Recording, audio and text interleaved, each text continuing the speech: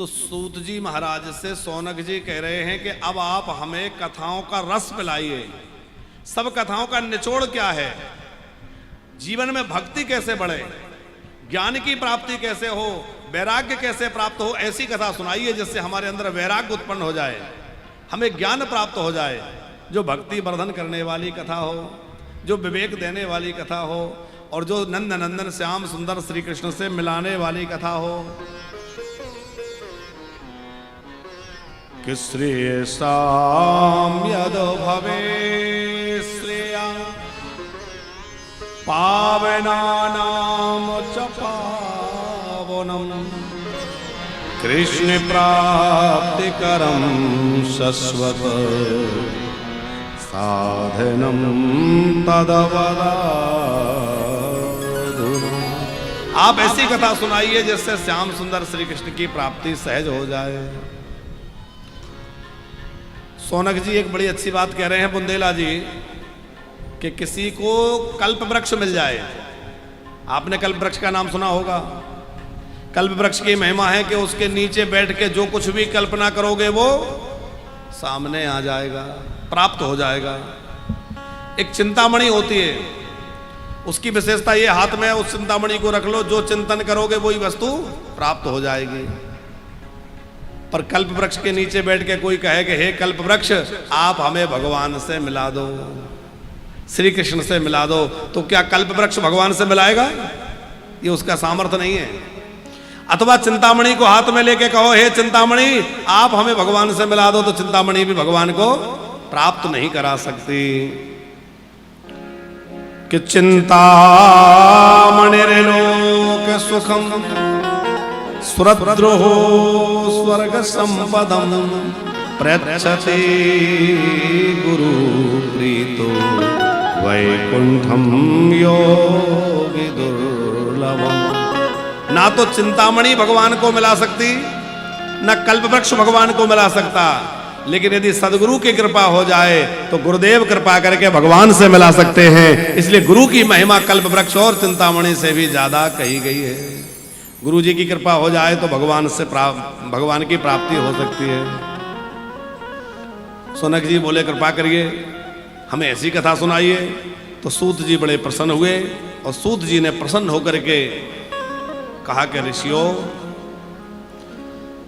इस संसार में सबसे ज्यादा जिस चीज से लोग भयभीत हैं वो है मृत्यु। हर कोई मरने से बहुत डरता है। डरता है कि नहीं? कोविड आया था तो क्या दशा थी लोगों की, घरों में छुप गए थे भैया मर ना जाए। सूत जी कहते हैं मृत्यु के भय से छुड़ाने वाला यदि कोई साधन है तो वो है भागवत की कथा। भगवान से मिलाने वाला सबसे सरल कोई साधन है तो वो है भागवत की कथा। संसार के मोह माया बंधनों से छुड़ाने वाला सबसे बढ़िया कोई साधन है तो वो है भगवान की भागवत की कथा। कालव्याल मुखग्रासो त्रासो निर्नासो हेतवे श्रीमद्भागवतं शास्त्रं कलौ कीरेण भासितम्। सुखदेव जी ने जिस भागवत को गाया है वही सबसे श्रेष्ठ साधन है। राजा परीक्षित के सामने जब मृत्यु का भय आया, तक्षक नाग डसने वाला था, ऋषि कुमार का श्राप लग गया, तो सुखदेव जी ने कौन सी दवाई दी, क्या उपचार किया? सुखदेव जी ने और कोई दवाई नहीं पिलाई बल्कि भागवत की कथा सुनाई। और भागवत की कथा सुनकर परीक्षित जो है वो आवागमन के चक्कर से मुक्त हो गए। बार बार जन्मना और बार बार मरने का चक्कर ही छूट गया। इसका मतलब है भागवत को सुनने से बार बार मरना मिट जाएगा। एक बार तो मरेंगे पर ऐसे मरेंगे कि बार बार जन्मने और मरने का चक्र छूट जाएगा।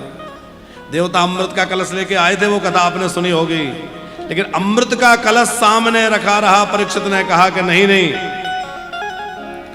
मुझे अमृत पान नहीं करना है, मुझे तो भागवत की कथा पान करनी है।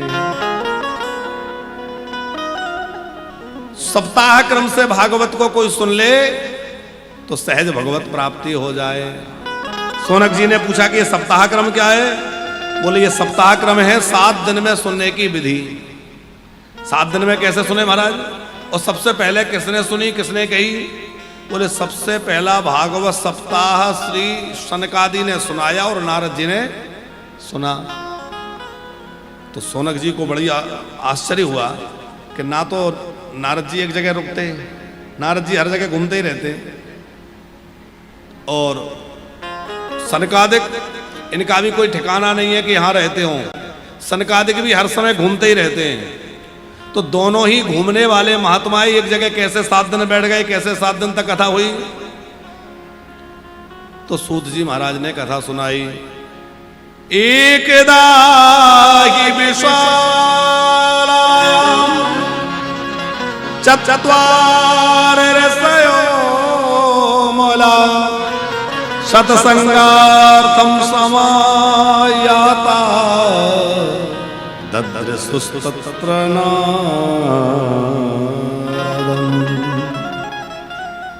एक समय की बात है, बद्री नारायण के क्षेत्र में शनकादिक भ्रमण कर रहे थे। सामने से नारद जी को आते हुए देखा, पर नारद जी आज बड़े परेशान दिख रहे हैं, बड़े चिंतित नजर आ रहे हैं, हड़बड़ाए हुए से कहीं भागे से चले जा रहे हैं। शनकादिक ने देखा तो आवाज लगाई, अरे सुनो सुनो नारद जी कहां जा रहे हो? अरे नारद जी क्या हुआ, कहां जा रहे हो?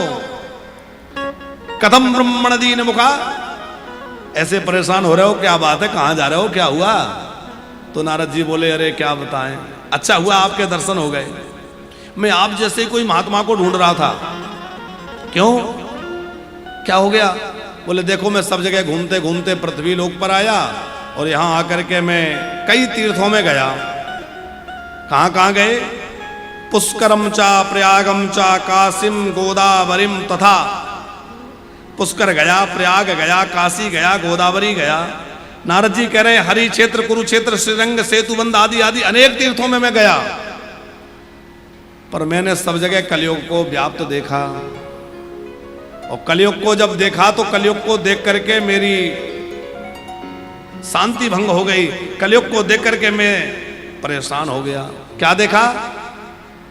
बोले महाराज मैंने देखा कि लोगों में सत्य नहीं रहा, लोग झूठ बोलने वाले हो गए, लोग धन कमाने को ही सबसे बड़ा पुरुषार्थ समझते हैं, कैसे भी मिले, कहीं से भी बस मिले, मिल जाए। आज लोगों की क्या दृष्टि बन गई है बुंदेला जी? कहीं से मिले आ जाए, धर्म से आ रहा है कि अधर्म से आ रहा है, इसका विचार नहीं है। नारद जी कह रहे हैं उदरम भरणो जीवा वरा का हकूट भाषिना। लोग कड़वा बोलने वाले हो गए, असत्य भाषण करने वाले हो गए।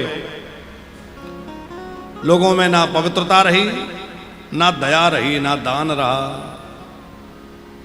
अब स्वच्छता तो खूब बढ़ गई, पर पवित्रता तो धीरे धीरे पूरी तरह समाप्त होती जा रही है।